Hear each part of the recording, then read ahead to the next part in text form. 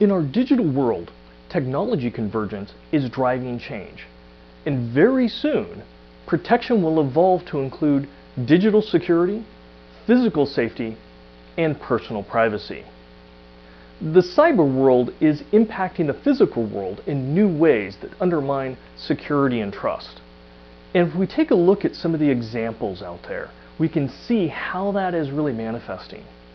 In the industrial sector, for example, we've seen electricity grids being taken offline by cyber attacks. In fact, for one country, it happened twice. And we've seen national oil interests attacked, life safety failures at industrial facilities, and supply chain compromises in technology parts that impacted all the components and systems that use them. Now, in the automobile or transportation sector, we're seeing that automobiles are being remotely controlled by threat researchers. They've proven this. And we've seen airplane systems hacked by passengers mid-flight. Now, there's also a lot of work to undermine assisted and autonomous driving. And this is putting at risk all those new cars and features that automakers want to get out on the road. If we look at physical security, this is a traditional security industry that's been around for a long time. One of their favorite tools, cameras, we're seeing those be hacked. IP camera image feeds are being hijacked. In fact, there's even search engines out there that you can look up live camera feeds from camera systems that have been hacked from all over the world. We're seeing biometric authentication systems that are being fooled. We're even seeing smart locks being hacked. And curiously enough, we're even seeing drones be used as attack platforms. Some enterprising people have even attached chainsaws to them and flown them around. It's very, very entertaining. Novelty, but still, it poses a risk. On the privacy front, we're seeing a tremendous number of healthcare records still being stolen. We're recognizing that there's a lot of phone conversation surveillance out there based on a lot of leaks that have happened recently. And a tremendous number of email accounts have been breached, in the billions in fact. Login accounts have been compromised, they're being sold on the dark net, and images, videos, and messages are being stolen off of phones and social sites to the embarrassment of many people. In the consumer side, we see a lot of Internet of Things devices, smart homes.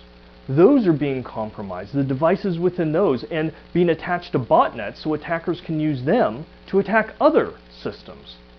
We're seeing security and safety systems across the board be hacked, and personal and home devices are being manipulated in unusual ways. And right now, we're also seeing a big spike in ransomware that are locking devices. And it could be PCs, it could also extend out to home devices. In the banking side, the finance industry, they've always been a target. They will always be a target because that's where the money is. We're seeing SWIFT transaction manipulations. That's where the bank-to-bank transfer. And some of them have reached in the hundreds of millions of dollars for a single hack. We're seeing accounting systems compromised. Even ATMs are being jackpotted, where they just basically give up all the money in their bin to the attacker, who then walks away. We see account access and siphoning. Tax identity fraud is still a problem. And when we look at the healthcare industry, where our very lives are at stake, we're seeing emergency room care systems.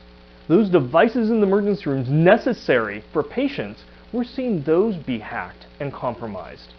We're seeing implantable devices, the vulnerabilities in things like pacemakers and internal defibrillators. Those are coming to light. And then we have to worry about medicine delivery systems, how drugs are being tracked and distributed. Remote medical care is even at risk, which is important for emerging parts of the world where doctors aren't always close by. In the government sector, we have to worry about governance and voting machine manipulations, like in the last elections that we saw in the US and other countries around the world. It wasn't just the United States. We're seeing asymmetric military attacks where even small nations are able to impact much larger ones halfway across the world, all through cyber. And then we see malware and ransomware that are impacting government agencies all over the world. And there's a certain amount of political influencing, and the regulations are growing because of it. So when we look at all of this, we see that technology, innovation, and adoption, it drives risks. New technology bridges the virtual and physical worlds to connect and enrich people's lives, which is great. But technology is just a tool.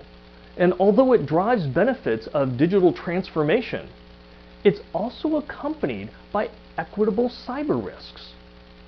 So in the end, right, we're seeing a change of responsibility, a growth when it comes to cybersecurity. And eventually, protection will evolve to grow and include digital security, physical safety, and personal privacy. We won't delineate between that. It will all be part of cybersecurity. Now the real question is, are we all prepared for this? What are your thoughts? Please leave your comments below. And if you found this discussion valuable, please like this video or share it with others so they too may join in on the discussion and benefit from the collective insights. If you are interested in more cybersecurity aspects, follow me on LinkedIn and YouTube for upcoming videos and blogs on cybersecurity.